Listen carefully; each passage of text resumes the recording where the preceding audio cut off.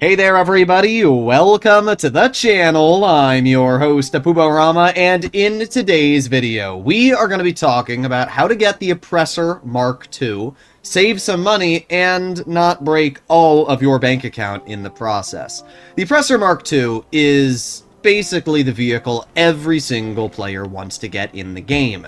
It's a flying broomstick that has missiles, has flares, which will distract the missiles as we can see, and it is incredibly maneuverable, flying at over 130 miles per hour, which is very fast, keeping up with even some of the propellered planes. It's actually a really, really good vehicle. And for money grinding, I think everybody can agree it is just one of the best grinding vehicles out there because it allows you to go from point A to point B very quickly. In fact, some money grinders have more than one just so they don't even have to deal with the cooldown. So getting your hands on an Oppressor Mark II at some point in GTA Online is a really important thing, and it will definitely be an expensive investment, but one that is worth it. In today's video, as I said, we're going to break into how to get the Oppressor Mark II and fully upgrade it. Purchasing the Oppressor is easy. You can go right now to Warstock, even as a level 1, and if you bought a Megalodon Shark card, which I think gives you $10 million, you can purchase an Oppressor. It's sort by price, and there you go. This is with the trade price. Without the trade, which you wouldn't have, it would be 8 million.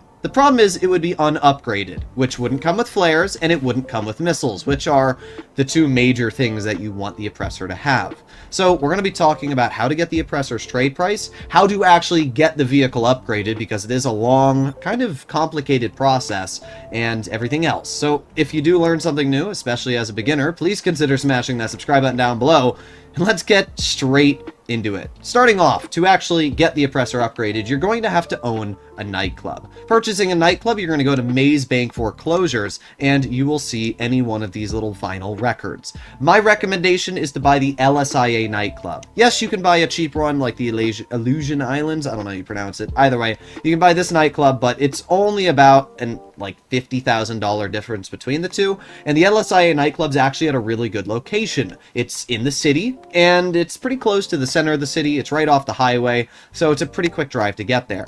When it comes to the upgrades in your nightclub, you actually don't need any of them. Now, the nightclub itself is a great way to make money, and if you don't own a nightclub, I would highly recommend to watch one of my nightclub guides where I talk about how to make the maximum amount of money in it. In general, I would highly recommend to buy the nightclub storage, but apart from that, you don't need to put dancers in your club, you don't need to put dry ice, and you don't need to really put anything else. So you can basically just buy the nightclub for $1 million, and you will already be on your way to the next step. Now, the great thing about the nightclub is that you will be earning money with it. The nightclub has a wall safe, which earns $50,000 every 48 minutes, and if you hook up some other businesses that you will have at some point, then I would also recommend to set that up, and you're going to be making another $70,000, $80,000 every 48 minutes. Now, something I'm going to say right now. I would always recommend to get businesses set up before purchasing the Oppressor Mark II. Like, even at cheapest, you're still going to be looking at around $9 million in total to get this vehicle fully upgraded. And instead of just spending all of that immediately on an Oppressor Mark II, you can instead purchase some CEO buildings, like special cargo warehouses. You can get a Kosatka, you can get an agency, you can even get a bail office if you really want it, but especially something like the arcade, which allows you to upgrade vehicles at a low level.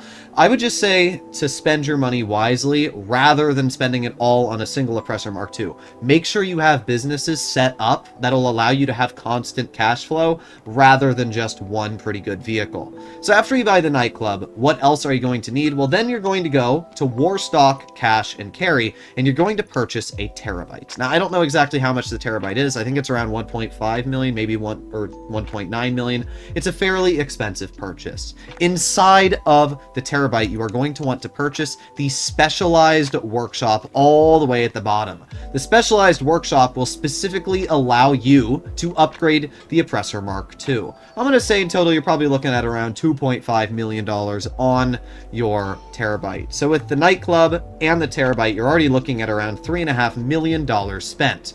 After getting your hands on the terabyte, you can go to Service Vehicles in your interaction menu, go to Terabyte, and request the terabyte. Now we are on the final step. You're going to go to Warstock, and you're going to purchase the Oppressor Mark II. Now, before purchasing the Oppressor Mark II, get the trade price. It is going to save you a whopping $2 million. And all you need to do for the trade price is 3 jobs inside of your terabyte. So once you've called in your terabyte, you can go over to it and head inside right where the blue dot on the map is. Now you can actually also, if you own an oppressor, fly it right into the terabyte, which is pretty sweet.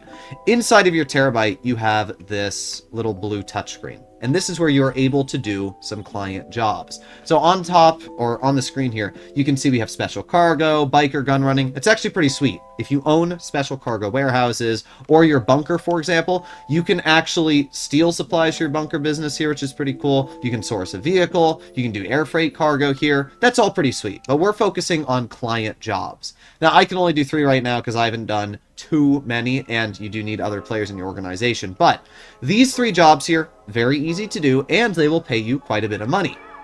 Completing, I think, 3 or 5 of them, it'll tell you how many you need to complete. But completing that amount of them will unlock the trade price for the Oppressor Mark II. And what's really, really nice is that they also pay you pretty good money. So you'll make some money back on doing them. Once you have done all these things, you have the trade price unlocked for the Oppressor, you've already spent $3.5 million on the vehicles and everything else, the nightclub, the terabyte.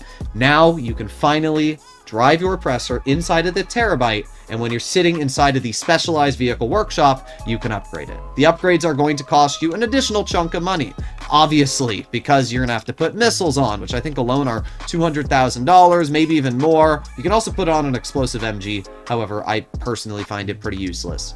When it comes to weaponry, you should go for explosive or homing missiles, and for your countermeasures, I would recommend the flares. The chaff is okay, but I personally think the flares are better as they always distract the missiles.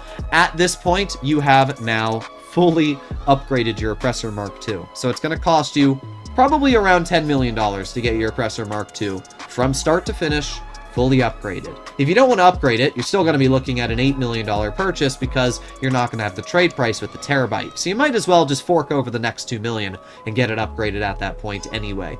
So yeah, it's an expensive purchase. And on my opinion, do I think it's worth it? Well, honestly, no. I think that as a player who has put tens of thousands of hours into GTA Online, you're going to be just as good off using a Sparrow. If you go to service vehicles inside of your Kosatka, you can call out a Sparrow. If you don't own the Sparrow, it's a $1.7 million purchase. And purchasing the Kosatka is going to set you back around $2 million. But the Kosatka gives you the ability to perform the Cayo Perico heist, which is going to make you around 1.3-ish million every time you do the heist. So you're making money back really quickly. The Sparrow flies faster than the Oppressor Mark II. It has unlimited homing missiles compared to the 26 or so homing missiles you get out of the Oppressor Mark II, and it has flares. Not only does it shoot 2 more flares, but it also has 1/3 the cooldown on the flare timer, so you can just keep on firing them. Obviously, the Sparrow has some downsides compared to the Oppressor. It's not nearly as maneuverable, which makes it very easy to shoot out of the sky, especially if you're up against a railgun or an Oppressor, for example. But the fact that this is way cheaper and it is paired with the Kosatka definitely makes this a better early game purchase, and this is what I'd recommend to use for a while. But at a certain point, I would definitely agree getting the Oppressor Mark II is a very good idea, and it's something that is worthwhile in the long run. So I would definitely say to pick up the Oppressor, especially if you're a player who has a lot of businesses, has a lot of properties, and just wants to know the steps to do it. So hopefully you enjoyed today's video. If you'd like to see more like it, please consider smashing that subscribe button down below, and I'll see you all in the next one. Bye-bye!